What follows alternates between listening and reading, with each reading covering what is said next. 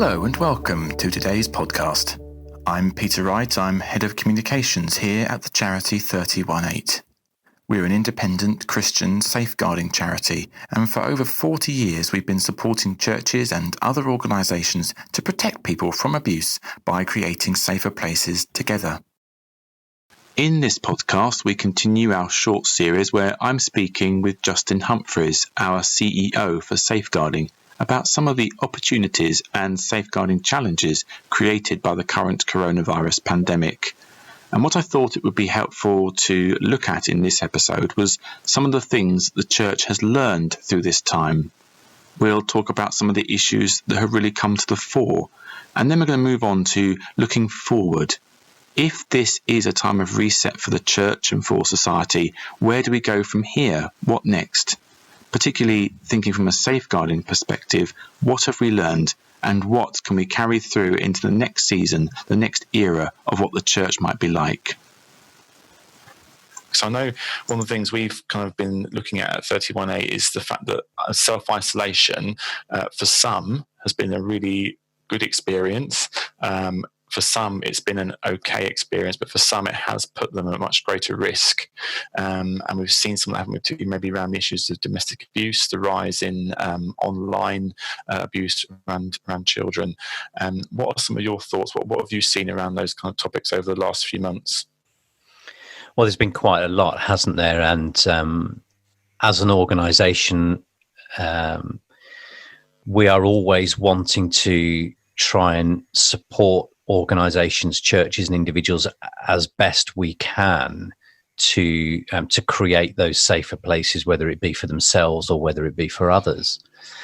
I guess there are things like our work as a partner organisation with CEOP, the Child Exploitation and Online Protection Centre, part of the National Crime Agency, has brought us into a position where we are being asked about the increase or otherwise of these sorts of situations. And it's quite clear to see across the piece that concern is rightly increasing around the safety of particular vulnerable groups at this time of lockdown. So as you mentioned, domestic abuse, the thought of being confined in a space, your home, with another person who harms you, who abuses you, is unthinkable, actually. And the opportunities that those individuals have for gaining support, gaining an outlet, even finding an exit at this kind of time, hugely problematic. And likewise for children. So I was talking with Peter Wanless, CEO of NSPCC, only last week, and they have been talking about the exponential rise in calls to Childline at this point of lockdown, to a point that it is almost been unmanageable. So we know that it's happening. We know that there are heightened concerns for people. We know that there are heightened risks for people at this time of lockdown. So I suppose the message for us as church in this strange time that we find ourselves in is, how do we keep our eyes and ears open all the more to the signs and the indicators around abuse, around harm, in however that manifests itself, and what are we doing as church to provide that safer place, albeit that safer place is a virtual space in many respects at the moment. Because I guess some of the focus, particularly maybe around training in the past, has been when people come into your meeting space, when they come into your church, they come into your groups, these are things to look out for, these are the identifying factors to be aware of. And without that now happening, is there a more emphasis on the church maybe having to proactively seek to find ways of engaging with people, to connect with people, and find maybe different ways of trying to ascertain whether there's an issue there, whether there's risk in a particular setting for people? I think, in all honesty, it is just about that continued message of vigilance. Because, yes, I think we are, as churches, all trying to find the next best way to achieve what we believe we need to achieve in terms of connectivity, pastoral care, all those sorts of things. My suspicion and my fear, I guess, at this point in time, is that many people who may have had the responsibility for keeping the foot on the gas, so to speak, of safeguarding in churches may in fact not even be active at the moment. They may even have been furloughed. And even if they haven't been furloughed, it may be that scenario of kind of out of sight, out of mind. And clearly that presents risks, because if in all this innovation that we are experiencing at the moment, there is not attention given to the safeguarding aspects of the new things we are doing, we are inadvertently creating potentially risky situations. So I think we said it before about the need for those with specific safeguarding responsibility to continually make their voice known in those spaces, but also for leaders and managers and those who are responsible for the development and delivery of services, support, care, that they are mindful of the need to invite their safeguarding lead into those discussions. It's absolutely vital that we do that. And then I guess there's a broader message for all of us, perhaps more so than ever when we are kind of physically disconnected, that we are all mindful to, what are the safeguarding implications of this thing or this idea that we've got, or this new thing that has been proposed by whoever. We all have a voice. We're all able to bring it into our spheres of influence. So I guess there's an encouragement there for us all to think, safer places. Do I need to speak into this? So we've heard this expression about the new normal and how, at first everything was changed and suddenly the churches were closed and people were scrabbling around to get things together, run their services online. And I know even with my church, we seem to have gone from a sort of a rather kind of low-tech Facebook service to now we have, Zoom prayer meetings. We have multiple people involved in doing worship and prayers, and the church has really learned over this period to do things differently. And it's almost now we're getting into a new routine of, sitting down on the sofa, having church with a cup of coffee, and but we're beginning to get to that stage now where it's starting to say, okay, it might now be time to reopen church, to begin to open those doors again, and to think about all that is entailed in that. I know there's lots of differing opinions about the timing of that and what should be done to make those places safer. But I guess from a safeguarding perspective, as we're supporting churches to move through that period, what are some of the priorities you think that churches should be putting forward and thinking about before they sort of think about opening their doors again? I think for me, the message is really simple, and that is people first. Because ultimately, churches are full of people with different ideas, with differing worldviews, with different ways of approaching change, challenge.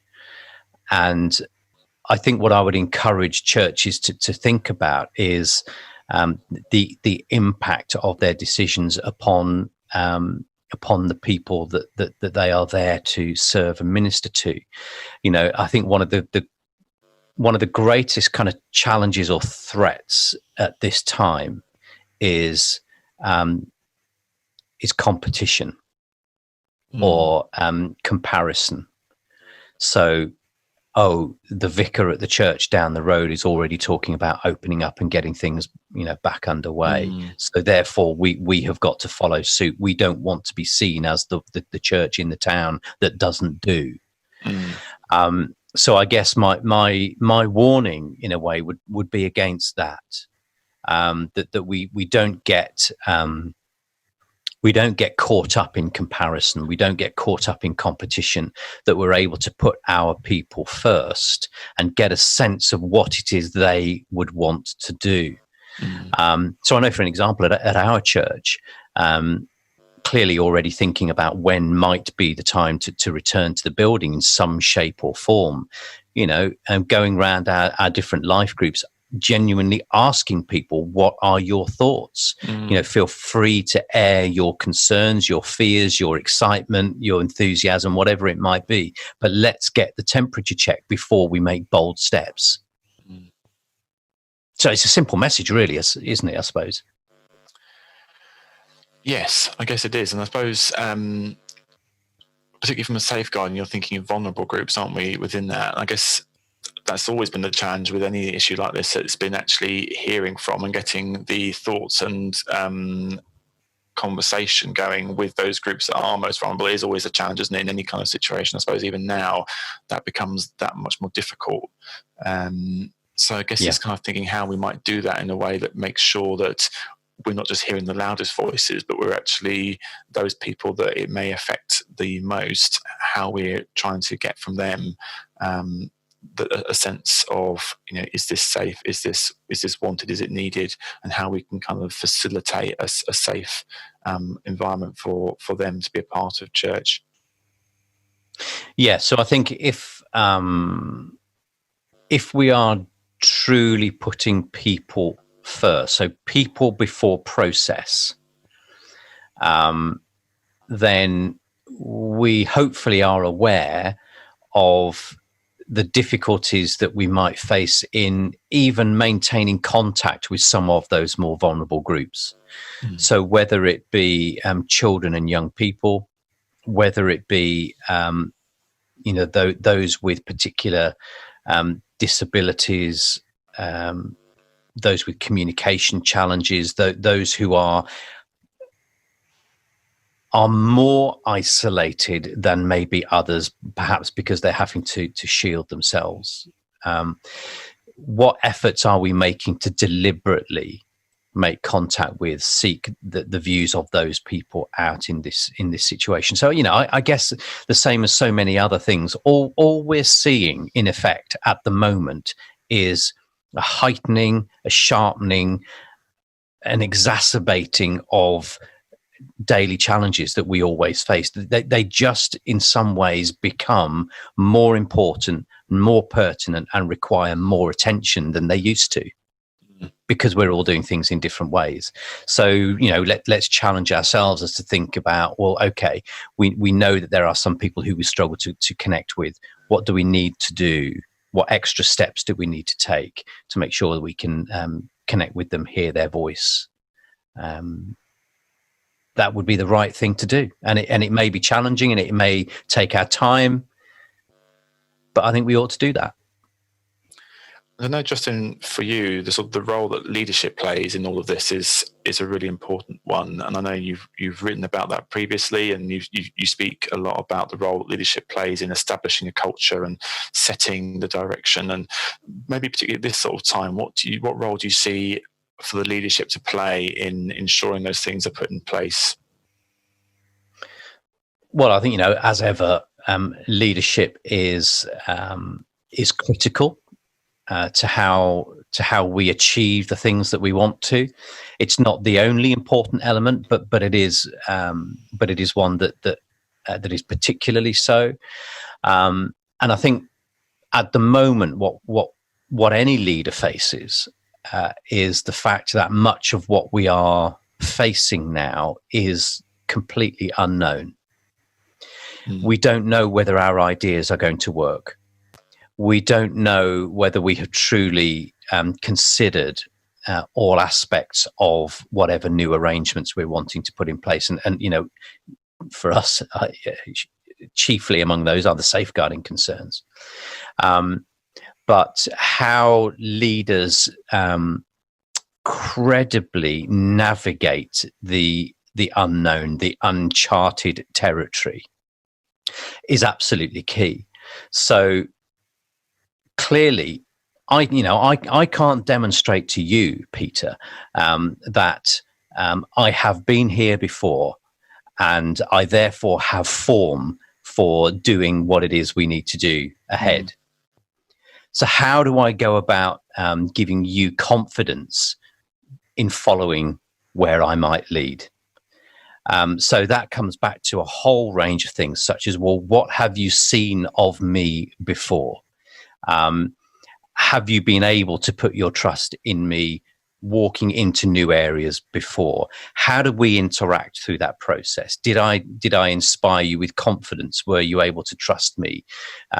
Were we able to navigate the bumps in the road appropriately and learn from the mistakes that we made? And I guess if the answer to all of those kinds of questions is, well, yeah, it was tricky, but we got there and we were able to kind of put our trust in you, then I guess it's about, well, how do I as a leader, how does any other leader communicate that sense, which is, we don't have all the answers. We don't actually know what tomorrow is going to look like in detail, but we think it might be like this, and we're going to give this a go. And we're in it together. It's an unknown for everybody, and I think sometimes we can personalize it, can't we? We can think, oh, this is an unknown for me, and how I feel about it, and that I feel unprepared. But actually, everyone's in that same situation. And it's again about that forming relationships, isn't it, with like-minded people, and sharing, how being open and vulnerable, and sharing about how you're feeling maybe unprepared, but bringing to the table what you have and learning from others together. So I think that's really really valuable. I wanted to just close by thinking a bit about maybe some of the things we're offering for churches to support them at this time. I know one of the things we've just launched recently has been our webinars, which have been really, really well received. And particularly, we've run one, a short webinar, particularly looking at issues around the coronavirus and how to respond. Is there anything else you think we should be directing people to? Anything else that people should be aware of? Well, yes, there are those specific resources, and I guess maybe we can even put links to some of those below this episode. I think what I'd probably like to say more generally is our Safer Places pledge is just as important now as it was when we launched it back in whenever it was, January, February, before lockdown. February. Yeah, February. Thank you. So, all of those principles that we are asking people to sign up to are still so important. And if we're able to not only sign up to those, but take every opportunity to demonstrate them in the outworking of our practice and attitudes, then I think they will make a real difference to the way that we work, to the way that we all work, and will help us to genuinely create those safer places. So I'll just encourage people to have a look, and if they haven't signed up, to consider signing up. Brilliant. Justin, thank you. It's been really good to talk to you again. Thank you for your time. And for those that are listening, hope this has been helpful. Do tune in to the next one that we're going to be preparing. Please do share with your networks and with your friends. Justin, thanks very much. Always a pleasure. Thank you.